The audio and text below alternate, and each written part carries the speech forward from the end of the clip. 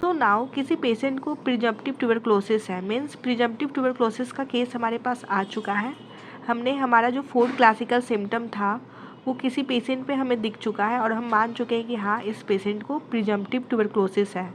तो अब हम उसे डायग्नोस कैसे करेंगे? तो हमारे पास जो केस आया है हम उसका इन्वेस्टिगेशन करेंगे। इन्वेस्टिगेशन में हम चेस्ट एक्सरे और स्प्यूटम टेस्ट करवाते हैं, ठीक है। तो स्प्यूटम टेस्ट और चेस्ट एक्सरे में हमारे पास 4 रिज़ल्ट आ सकता है, मीन्स जो पॉसिबिलिटी है रिज़ल्ट का वो 4 टाइप्स ऑफ रिज़ल्ट हमारे पास बन सकता है। फर्स्ट जो रिज़ल्ट है वो sputum positive means AFB positive. AFB means होता है एसिड फास्ट वैसिलस पॉजिटिव हो सकता है और एक्सरे भी पॉजिटिव हो सकता है। सेकेंड केस जो हमारा बन सकता है, सेकेंड जो रिज़ल्ट आ सकता है वो स्प्यूटम पॉजिटिव और एक्सरे जो है वो आपका निगेटिव आ सकता है। थर्ड जो केस हो सकता है वो स्प्यूटम निगेटिव और एक्सरे पॉजिटिव हो सकता है। एंड फोर्थ जो केस है वो स्प्यूटम निगेटिव और एक्सरे भी निगेटिव बन सकता है। तो आफ्टर इन्वेस्टिगेशन हम चेस्ट एक्सरे स्प्यूटम टेस्ट का जो हमारा जो रिज़ल्ट आता है वो 4 टाइप्स का रिज़ल्ट बन सकता है किसी भी पेशेंट में। तो मान लीजिए किसी पेशेंट का जो रिज़ल्ट है वो स्प्यूटम पॉजिटिव और एक्सरे पॉजिटिव है या फिर स्प्यूटम पॉजिटिव और एक्सरे निगेटिव है। तो इन 2 टाइप्स का जो रिज़ल्ट होगा इसे हम माइक्रोबायोलॉजिकली कन्फर्म टीबी केसेस बोलेंगे। मीन्स अगर स्प्यूटम पॉजिटिव आ रहा है, ठीक है, तो हम उसे माइक्रोबायोलॉजिकली कन्फर्म टीबी केस बोलेंगे।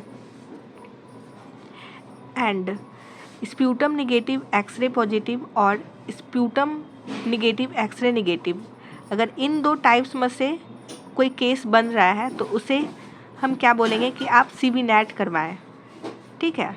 उन्हें CV नेट के लिए हम ऑर्डर करेंगे। CV नेट का जो फुल फॉर्म होता है वो cartridge based nucleic acid amplification test होता है, ठीक है। सो यहाँ पे CV नेट करवाने के बाद हमारे पास 2 रिज़ल्ट आ सकता है, या तो CV नेट पॉजिटिव आ सकता है, नहीं तो CV net negative. CV net आएगा तो वो तो रूल आउट हो जाएगा ट्यूबरक्लोसिस, मतलब कि वो उसको ट्यूबरक्लोसिस नहीं है, वो सेफ़ है।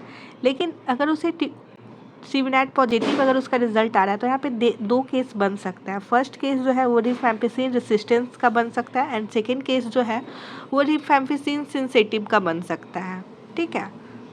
तो रिफैम्पिसिन सेंसिटिव अगर केस बन रहा है तो उसको हम ड्रग सेंसिटिव ट्यूबरक्लोसिस बोलेंगे, जैसे कि मैंने आपको प्रीवियसली बताया है।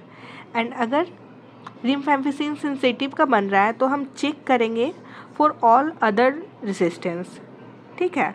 तो हम यहाँ पे चेक करेंगे कि उसे कौन सा ट्यूबरक्लोसिस है, MDR है या फिर XDR है या फिर XDR है या फिर अदर कोई है, क्योंकि इन सभी में हम रिफैम्पिसिन देते हैं, ठीक है। तो ये चेक करेंगे कि इसे कौन से टाइप का ट्यूबरक्लोसिस है। एंड माइक्रोबायोलॉजिकली कन्फर्मेशन के बाद जो हमारा नेक्स्ट स्टेप होता है इन्वेस्टिगेशन का वो CV नेट होता है। मीन्स जिसका स्प्यूटम पॉजिटिव है और वो माइक्रोबायोलॉजिकली कन्फर्म TB केस है, उसके बाद भी हम CV नेट करेंगे, ठीक है, फर्दर ये देखने के लिए कि इसको जो ट्यूबरक्लोसिस है वो ड्रग रेसिस्टेंस है या फिर ड्रग सेंसिटिव है, ठीक है। ड्रग रेसिस्टेंस ड्रग सेंसिटिव को चेक करने के लिए हम माइक्रोबायोलॉजिकली कन्फर्म TB केसेस में भी CV नेट करेंगे, क्योंकि बिना CV नेट किए हुए हमें ये नहीं पता चल पाएगा कि जो हमारा TB केस है, कन्फर्म TB केस है, वो ड्रग सेंसिटिव है या फिर ड्रग रेसिस्टेंस है, और बिना ये चेक किए हुए हम उन्हें ट्रीटमेंट नहीं दे पाएंगे, ठीक है। तो इस तरह से हम डायग्नोसिस करेंगे जब हमारे पास प्रिजम्पटिव TB के केसेस आएगा तो, ठीक है। एंड CV नेट का 2 एडवांटेज होता है जो बहुत इम्पॉर्टेंट है। फर्स्ट जो है आपका कि ये विदिन 90 मिनट में इसका रिजल्ट आ जाता है, मीन्स हम विदिन 90 मिनट में ये टेस्ट को कंप्लीट कर लेते हैं। एंड सेकेंड जो है कि ये शो करता है रिफैम्पिसिन स्टेटस। स्प्यूटम टेस्टिंग जो है वो न्यू गाइडलाइन के अकॉर्डिंग 2 सैंपल हम लेते हैं। ओल्ड गाइडलाइन जो हमारे बुक में दिया हुआ है, बुक के अकॉर्डिंग वहाँ पे 3 दिया हुआ है, लेकिन नहीं, वो रॉन्ग है। न्यू गाइडलाइन के अकॉर्डिंग 2 सैंपल हम लेते हैं स्प्यूटम टेस्टिंग के लिए। फर्स्ट सैंपल जो होता है वो ऑन द स्पॉट हम लेते हैं एंड सेकेंड सैंपल जो होता है वो मॉर्निंग सैंपल होता है, ठीक है। फर्स्ट सैंपल जो होता है वो स्पॉट लेते हैं, on the spot means patient आता है उसी वक्त ले लेते हैं। एंड सेकेंड जो हमारा सैंपल होता है वो मॉर्निंग सैंपल होता है। स्पॉट सैंपल को हम ए सैंपल बोलते हैं एंड मॉर्निंग सैंपल को हम बी सैंपल बोलते हैं।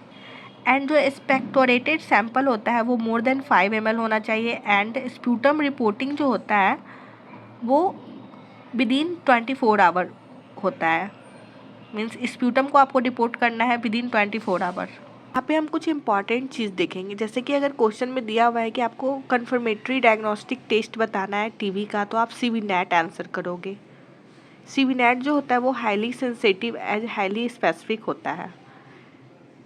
And investigation of choice of for TB in HIV cases अगर आपसे क्वेश्चन में आए तो हम यहाँ पे सीवीनेट ही आंसर करेंगे, ठीक है। एंड सिर्फ स्क्रीनिंग टेस्ट अगर आपसे कोई पूछे तो हम बोलेंगे स्प्यूटम टेस्ट करेंगे। स्प्यूटम टेस्ट जो होता है वो highly sensitive and low specific होता है।